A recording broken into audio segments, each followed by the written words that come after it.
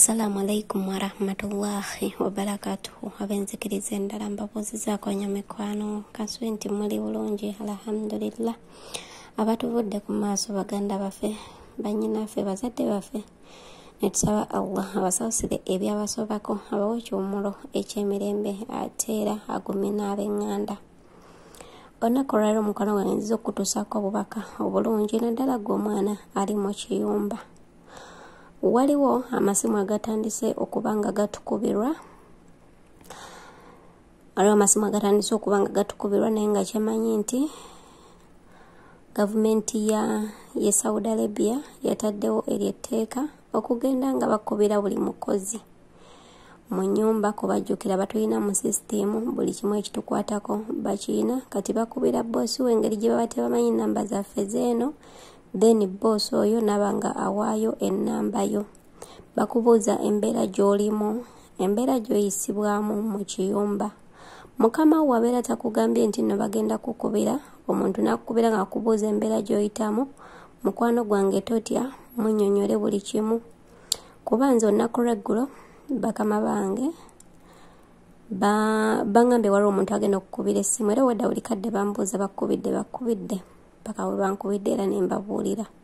Naye nga tebannaba kunkubira bangambye waliwo omuntu agenda okukubira akubuuze embeera gy'olimu, nnungi oba mbi, okyetaaga okukoleramu ag'amaka oba ogakooye.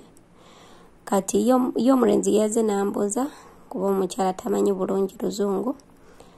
Then nangamba bwe bakubuuza nti okyagala okukoleramu ag'amaka bagambe nti kuba kyekituufu bambi banjagala, tebampisa bubi. Ante era singa badde bampisa bubi nandibikkiriza bye yaŋŋambye, naye ante eri n'enjogera y'ekintu ekirala ennyo, kitegeera. Naye nga tonnaddamu nti ye bakuyisa bulungi, mukama wo asooka najja n'akugamba nti bagenda kukubira, n'akubuulira nti yogerawo otyo. Gy'oba osooka okumubuuza, mubuuze ggwe ekyanneetaaga okukolera, kuba waliwo okugamba nti bakuyisa bulungi naye ate nga yakukooye, kitegeera. Wakuddamu nti ye bali ng'obannyonnyola embeera gy'oyisibwamu. Ekiri simanyi babazzeemu ne babakubira oba tebabakubidde, kuba tebannanziriza feedback nti oba kino na kino. Bange okutwaliza wamu si bantu babi, kyekituufu. Kati then ne tubeerawo ne gurupu eno ojja kunnyamba odawunodinga Telegram mu ssimu yo. Odawunodinga Telegram ogendagenda mu description yange eya vidiyo eno yennyini ku YouTube, ojja kusangayo link eyo, gikoonemu ejja kutuusaayo. Woba nga tolabe link mu description yange, genda ku Facebook ku page ya David International, ogende omusindikire message mu inbox ye, then ejja kuweereza automatic message ng'ekuteerawo link yawo, ogikoonemu ojoyininge. Wonna bojoyininze group eno babadde bagisibye nga tebakkiriza bantu kusindika message olw'ensonga nti badde bakyalina ensonga ze bali okukolako nga message ziyitiridde. Then womala otuuka mu group eyo ojja genda mu inbox ya David International, kankuteerewo wano eno evidiyo eno eddako, then ogenda kulaba process nga wonaakikola, kuba oyinza okutuuka ng'oyinza okuba nga weetaaga okubeera nga ojjuza empapula. So kankulekereyo eno vidiyo omanye biki by'oyina okuwa David International ng'ogenze mu inbox ye, na butya gwatamanyi kugenda mu inbox ya muntu ku Telegram, na butya woba ogenda okukikola, kitegeera. Olaba ne wobeera mulungi nnyo, bakamawo ne babeera balungi essaawa yonna bakyuka, bano abantu tubamanyi bulungi. So kiba kirungi n'ogenda n'obawa ebikukwatako n'obeera ku safe side nti embeera yonna ne weebeerezzeewo embi baba bakuyina mu sisitimu era nga basobola okukutuukako. Kitegeera mukwano gwange, tujoyininge group eyo tugibeeremu. Ne oba toyogedde ne oba tokoze eki, just gwe manya nti weetaddeko obukuumi, kitegeera.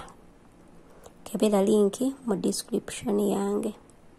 Era womala okujoyininga group eyo, followinga vidiyo eno gye ŋŋenda okukulekerayo biki bye beetaaga era butya woyina okubikola. Tosindika voice note mu kabox ka David International okuleka ebyo byakwagaza then yaja kuba ng'akuteeka mu system okulekanga oyina obuzibu obw'amaanyi obutalinda osobola omuteerayo message ya voice then n'omala n'obeera ng'amukubira okusobola okufaako amangu kuba omanyi abantu ababeera busy ebiseera ebibalwawo okubikkula messages. Kwagala nnyo okwagaliza bisinga obulungi katulabe vidiyo eno ate tube nga tumanyi ekyokukola. Wootuuka ku group eno message eyo bayinza okulwawo gikuleetera naye nga woobirabaawo wogenda obijjuza mu inbox ye. Wootuuka onyiga wali waggulu wabeera olaba members abalimu then nekutwala mu mannya kati n'onoonya erinnya International oba owner n'ogenda mu inbox n'obeera nga ate obimuteerayo. Gwe nno agamba nti oyinza obutasobola biwandiika oba olina contract y'omukwano gwange osobola okubeera ng'okozesa contract ng'ogikuba ekifaananyi n'oba nga omusindikira contract eyo. Contracts enkadde ziriko empapula mu maaso waliyo address ya employer wo then ne address yo then olupapula olwokubiri ne kubeerako ebya office yo eye Uganda.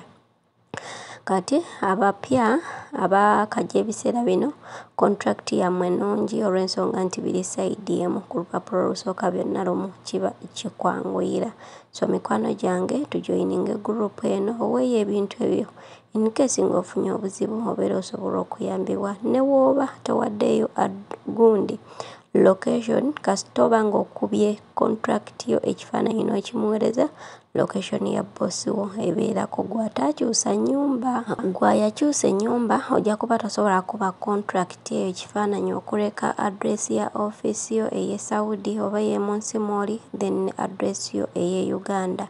Naye binene bya employer biba bikyuka olw'ensonga nti oba tokyali mu mikono giri kati oba olina okubiwandiikayo ebyo byonna bye babeera bakoze eki bye baba bakusabye wa employer omupya gy'obeera kasino wansi abadde alagirira engeri gy'oyingira mu inbox kuba Telegram abantu abamu tebamanyi gikozesa badde tebagibeerako kale kati awo okoonaawo then n'ogenda mu International then n'osindika waliwo wagenda message n'otandika omuweereza message naye tolikodinga yaganya okulikodinga just oteekayo binene bye bakusabye wano waggulu.